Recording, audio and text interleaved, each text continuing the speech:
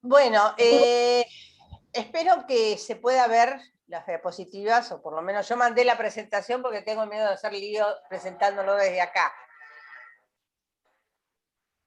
Bueno, la que sigue. Espero que no se escuche un ruido que hay de fondo. Ustedes saben que en los Zoom, como bien dijo Gaby, hay cosas improvisadas que aparecen. Yo estoy en mi casa y ahora están arreglando no sé qué cosa arriba y se escucha como un ruido de fondo. Espero que eso no tape la presentación. Esta diapositiva lo que quiere explicar es cómo se introducen las vacunas al calendario. Es decir, qué se decide, cómo se toma esa decisión. Obviamente, primero hay una prioridad política y de salud pública, es decir, hay una decisión política. Después se evalúa la carga de enfermedad, la eficacia, la calidad y la seguridad de las vacunas que se estén tratando, se compara con otras intervenciones y luego el costo-efectividad.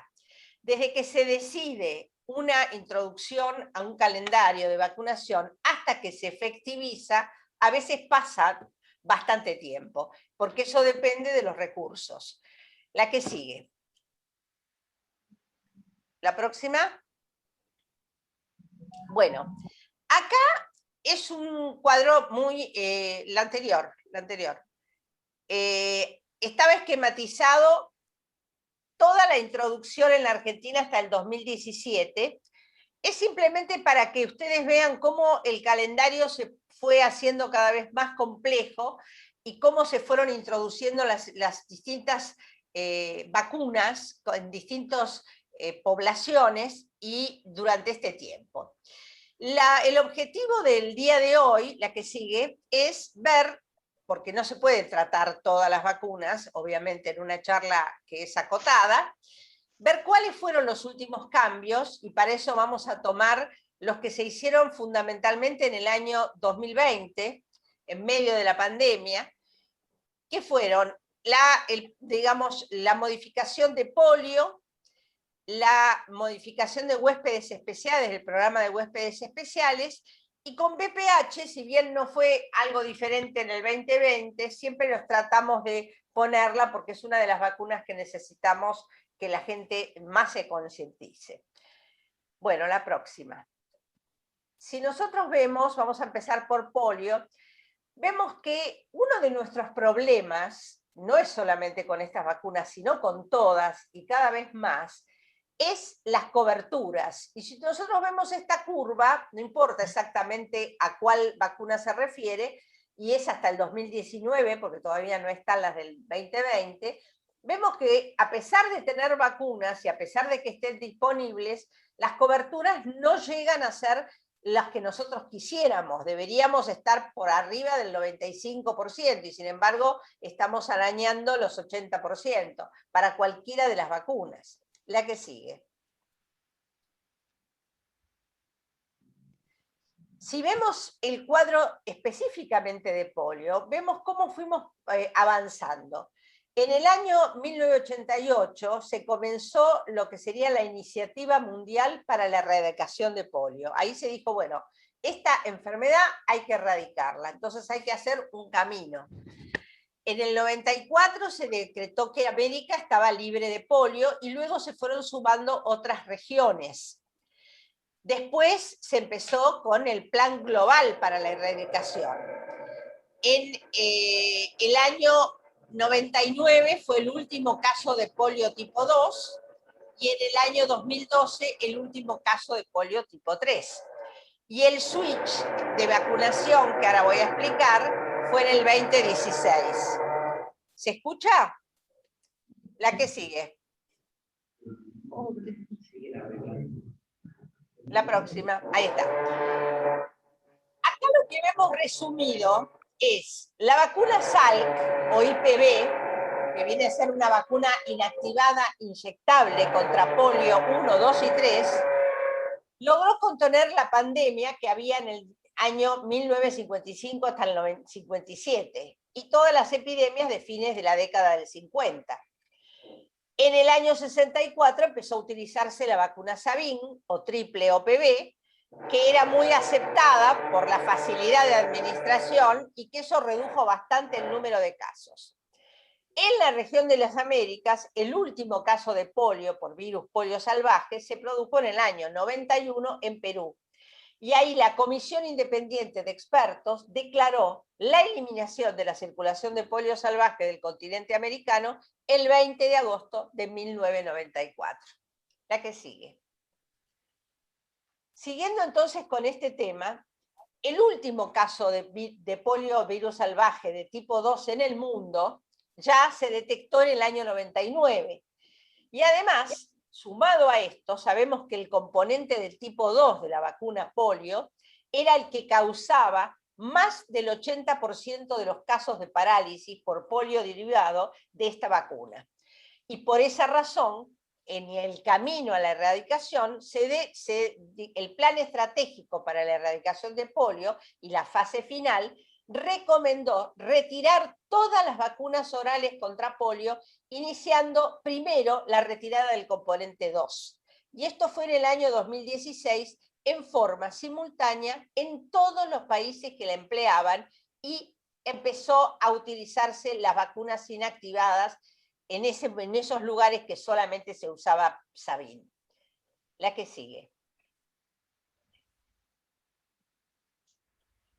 Entonces, ¿cuál fue en nuestro país esa estrategia de switch o cambio de vacuna? La utilización de la vacuna oral bivalente, que fue la que reemplazó a la trivalente como parte del calendario nacional, fue a partir del primer día hábil del mes de mayo del 2016. Ahí se discontinuó la trivalente de Sabin y se introdujo 2 dosis de IPV en el calendario a todos los niños que iniciaran su esquema de vacunación de rutina antipolio y que fueran menores de 1 año a partir del 2 de mayo del 2016. Y ahí se retiró de toda la cadena de frío de la vacuna triple OPV y su disposición final para evitar que cualquiera se equivoque y utilice esa vacuna. También me gustaría remarcar que nosotros en la Sociedad de Pediatría, ya en el año, digamos, 2011, se publicó lo que sería un documento de la SAP, que era prioridades para la introducción de las vacunas al calendario, y allí nosotros ya mencionábamos la necesidad de ir reemplazando la Sabin por la IPV para evitar los casos de Sabin derivado. La que sigue.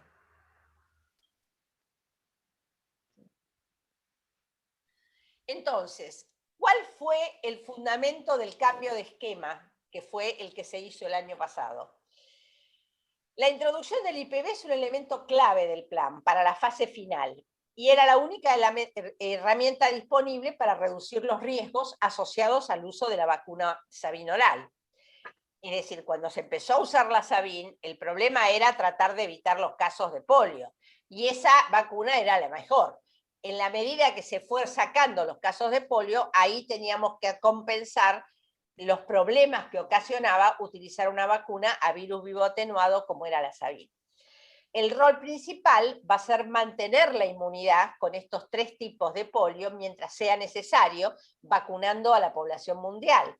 Pero se espera que cuando pase un tiempo prudencial, desde el último caso de polio salvaje, o de derivado, se va a suspender directamente la vacunación antipolio.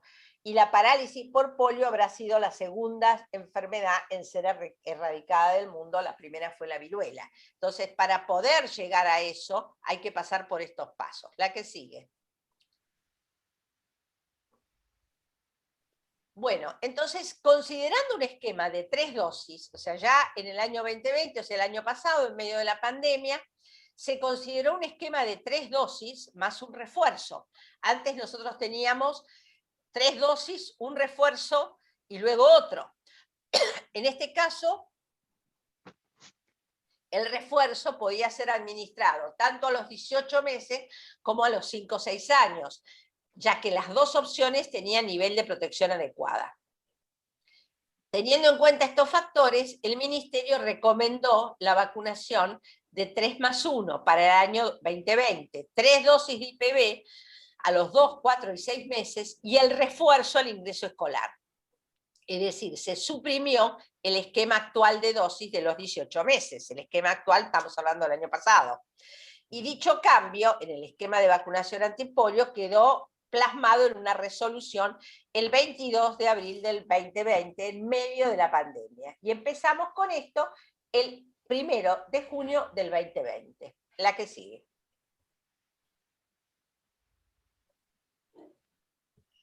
Pasamos a otra enfermedad, otra de las cosas que se modificaron el año pasado, el meningococo, la que sigue. Esto simplemente para acordarnos de cómo lo que produce. El programa de huéspedes especiales y la estrategia de vacunación contra el meningo en la Argentina, nosotros sabemos que el contexto del programa de vacunación inició con la vacunación tetravalente para los grupos de riesgo en el año 2012. Posteriormente a este programa de huéspedes especiales, se incorporó al calendario nacional. En el año 2015 es cuando se propuso, pero empezó a partir de enero del 2017. Esto es lo que yo les digo, que a veces cuando se aprueba un cambio de calendario hasta que se instrumenta, pasa un tiempo. Ahora, considerando en este momento la evidencia que tenemos de los serogrupos que circulan, la protección solamente con la vacuna tetravalente no alcanzaría.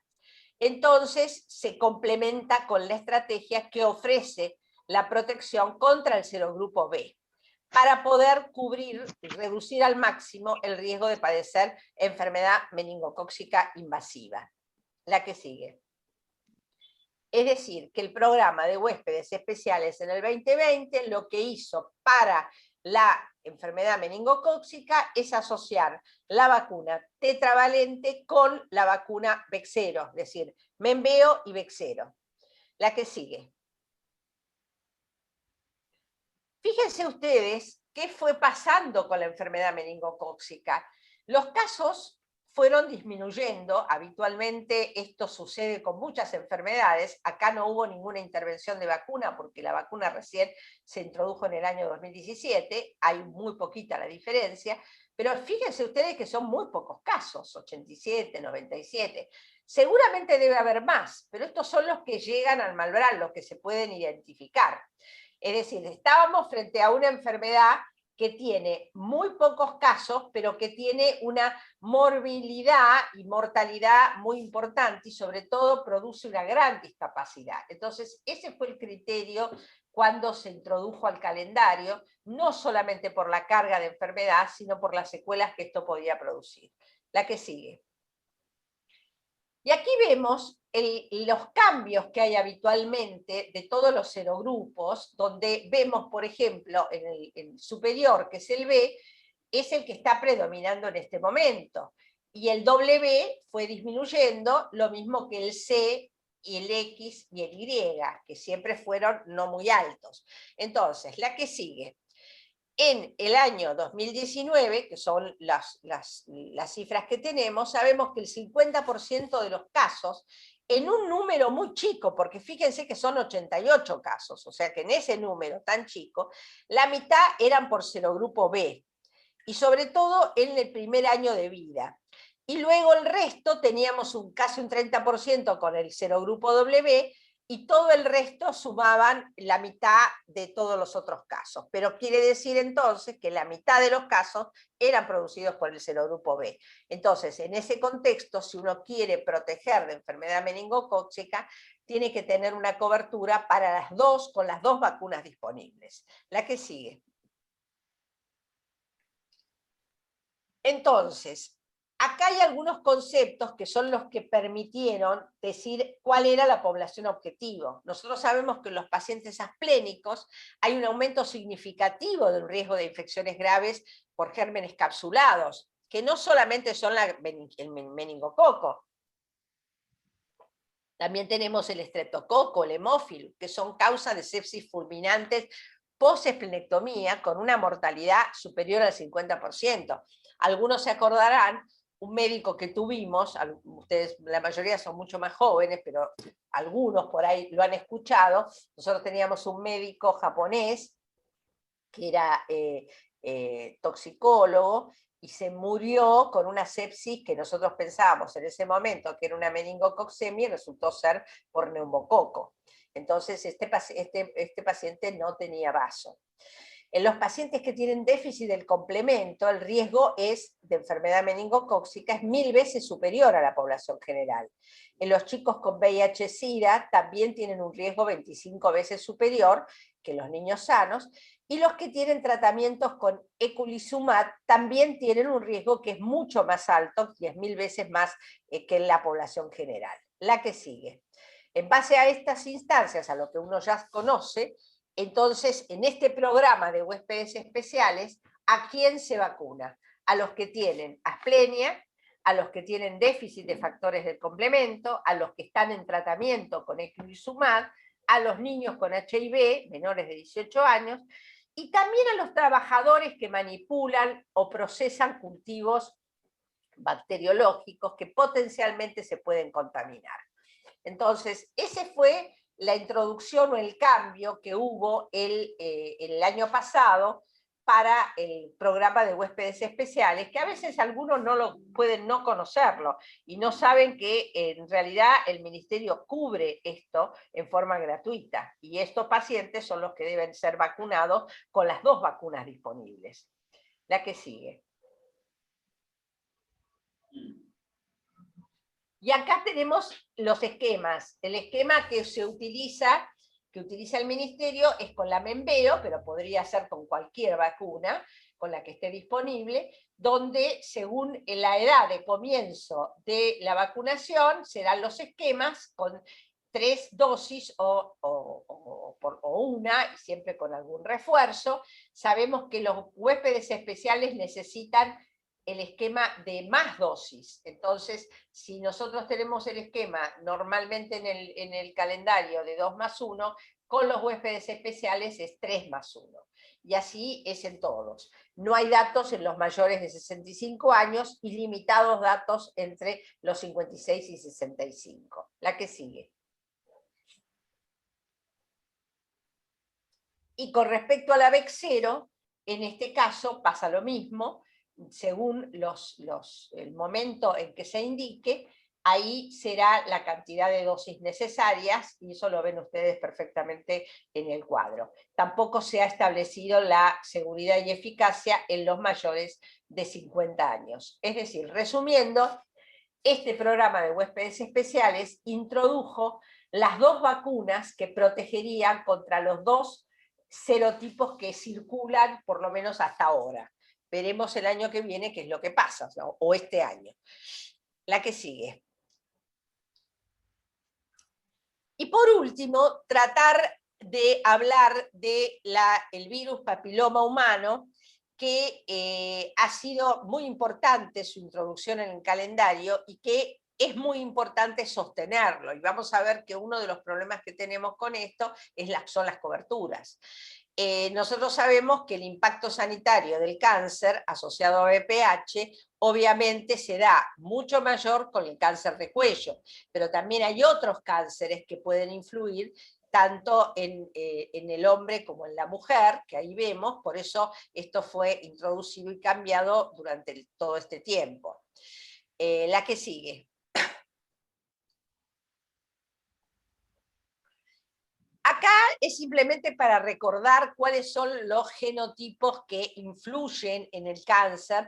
Vemos que el 16 y el 18 son los que más influyen, pero también hay otros que son menos importantes. Entonces, por eso se diseñó esta vacuna que cubre en su gran porcentaje lo más probable que pueda producir cáncer y evitar el cáncer. La que sigue. Bueno, esta la van pasando de a poquito para ver viendo cómo, qué pasa. Si vemos un epitelio normal y cliqueamos, a ver, cliquea con el mouse.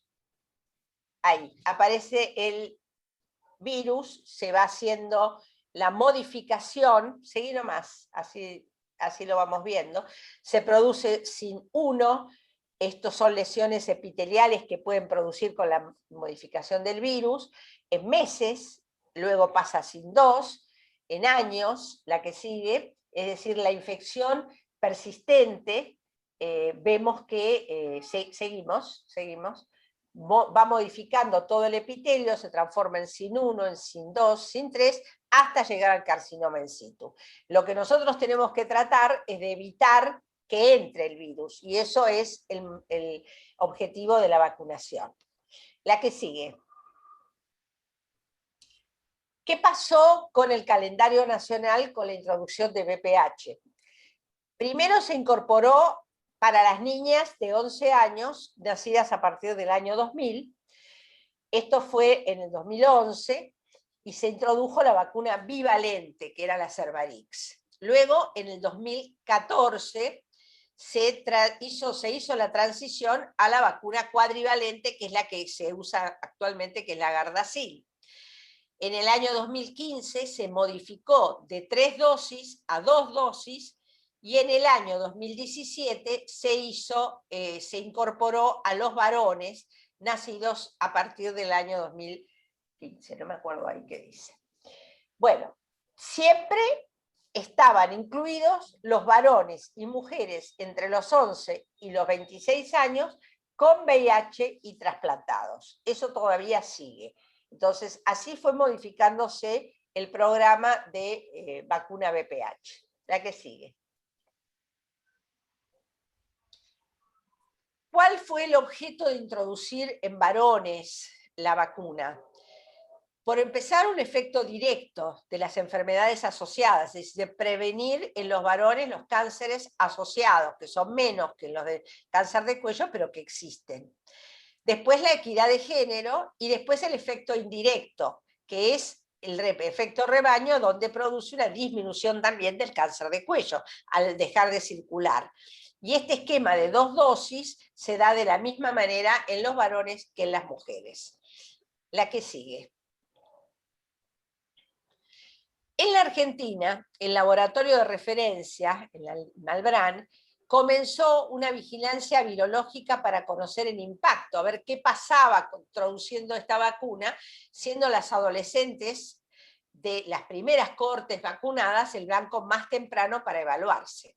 En una primera etapa, entre el 14 y el 15, se determinó la prevalencia es decir, qué tipo de genotipos había. Las muestras se recogieron en adolescentes, sexualmente activas, no vacunadas. Se hizo en 3 hospitales en provincia de Buenos Aires, uno de Posadas, Misiones, y otro de Santiago del Estero. La que sigue. Esto en una segunda etapa, entre el 17 y 18, se repitió el mismo estudio, pero ya en adolescentes que habían recibido al menos una dosis. Y este análisis comparativo preliminar de estas prevalencias tipo específicos basales con las obtenidas con las jóvenes inmunizadas mostró realmente una notable reducción de los valores para VPH de los tipos 16 y 18 en la población vacunada, más o menos 10 veces menos.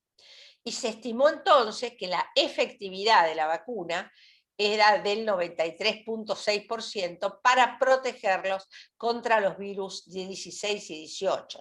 Y también, paralelamente, como una protección cruzada, se detectó una reducción de la prevalencia de los VPH de 31, 33 y 45. Y no se observó reemplazo de genotipos. Esto quiere decir que la estrategia de la introducción de la vacuna es una estrategia que confirma la efectividad, que está bien, o sea, que es buena estrategia.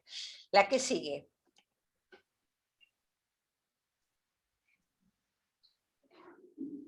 También actualmente se están evaluando qué pasa si se puede proteger con una sola dosis, y hay estudios que se están haciendo de fase 3, algunos ya se están terminando, tanto con la bivalente como la cuadrivalente. La que sigue,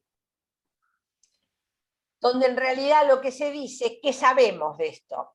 Que hay datos que dicen que podría ser tan buena como la protección con 2 o 3 dosis, pero los anticuerpos probablemente con una sola dosis permanezcan más bajos, y eso por ahí a lo largo del tiempo puede no ser útil o necesitar un refuerzo.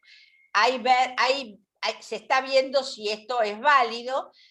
son grupos con pocos pacientes y hay estudios que se están llevando actualmente a cabo y nos van a aportar los datos. ¿Por qué? Porque si fueran menos dosis sería más fácil la cobertura. La que sigue. Finalmente les diría que el programa, o sea, para prevenir las infecciones asociadas al VPH, sobre todo el cáncer de cuello, tiene que haber un programa, no es solamente la vacuna. Entonces, el programa pasa por la educación sexual, por seguir con los programas de tamizaje y controles ginecológicos periódicos y la vacunación. Y todo esto es lo que uno tiene que hacer para poder prevenir esta enfermedad. La que sigue, me parece que es la última. Ya. No, acá tenemos algunas coberturas que vemos que siguen siendo muy bajas, tanto con la primera dosis, que es la que tiene un poco más alta, a veces puede llegar hasta el 80%, pero la segunda dosis no llega a más del 60%, inclusive menos, tanto en varones como en mujeres, si nosotros las comparamos con la triple celular, que tampoco tenemos una buena cobertura. La que sigue. Y esto pasa de distinta manera en distintas partes de nuestro país. Algunas tienen mejor cobertura que otras, pero nunca llegamos a una gran cobertura. Este es un problema. La que sigue. Las conclusiones. Entonces, ¿qué es lo que se demostró con el VPH? Se demostró una efectividad del 93.6% para protegerla contra la infección por VPH 16 y 18 de manera conjunta, y también una prevalencia de otros genotipos como 31 y 45. La primera dosis se da a los 11 años y la segunda dosis a los 6 meses hasta los 14 años. Es decir, que si nosotros vemos el 2021, deberían tener protección las chicas, que son las nacidas desde el año 2000, hasta los 21 años, y los varones hasta los 15. Es decir, debería existir en los vacunatorios vacuna reservada para estas personas si es que alguna vez no recibieron las vacunas en tiempo y forma cuando se introdujo en el calendario. Obviamente que es necesario aumentar las coberturas, y este esquema es si se inicia antes de los 14, porque si se inicia después ya son 3 dosis. El esquema de 3 dosis es para cualquier edad que vivan con VIH y trasplantados, hasta los 26 años se los va a dar el Estado, y si la segunda dosis fue administrada antes de los 6 meses, entonces hay que aplicar una tercera dosis. Es decir, cuando no se respetan los tiempos de 0,6 y se apura, entonces hay que modificar y hacer una tercera dosis, siempre respetando los intervalos mínimos, 4 semanas entre la primera y segunda, y 12 semanas entre la segunda y tercera. La siguiente. Este es el calendario que ustedes conocen, es decir, es un calendario complicado, no es complicado porque sea complicado el calendario en sí, sino porque es complejo y uno tiene que cubrir todos los frentes. Y una de las cosas que sí se está pensando entre los pediatras, las sociedades científicas y el ministerio es evaluar nuevamente el calendario y ver si se puede hacer algún ajuste, porque uno tiene que hacer lugar para otras vacunas, y entonces ver si se puede ir cambiando en vez de 3 dosis, 2 dosis. Eso son todas cosas a futuro. La que sigue. Y ahí tenemos que ver qué es lo que debatimos hoy. Entonces, estas son las preguntas que nos estamos haciendo. Primero, sabemos que van a venir las vacunas COVID en breve. Sabemos que se está discutiendo la introducción de la segunda dosis de varicela. Sabemos que influenza debiera estar por lo menos hasta los 5 años y no hasta los 2. Estas son todas cosas que se están discutiendo en la CONAIM, que se están discutiendo en las sociedades científicas, y que algunas se van a instrumentar rápidamente. La vacuna de varicela está ya estudiada para incorporarse rápidamente con la segunda dosis, y la vacuna COVID, ustedes ya saben, porque es de público conocimiento, en la medida que se empiezan a probar tanto en la FDA como en el ANMAT, se van a empezar a hacer primero a los grupos de riesgo y después a todos. Y por último, sabemos que en todas las vacunas debemos mejorar las coberturas y quizás hacer programas que incluyan la salud escolar y vacunas para tener más posibilidades, por ejemplo en las vacunas de VPH, de captar a la población. Y ahí sí me parece que termina. A ver la que sigue. Sí, acá seguí nomás. Bueno, así terminamos la charla. La idea fue tratar de ser lo más sintética posible para ver si alguno quiere hacer alguna pregunta o algún comentario. Y por ahora así terminamos. Muchas gracias.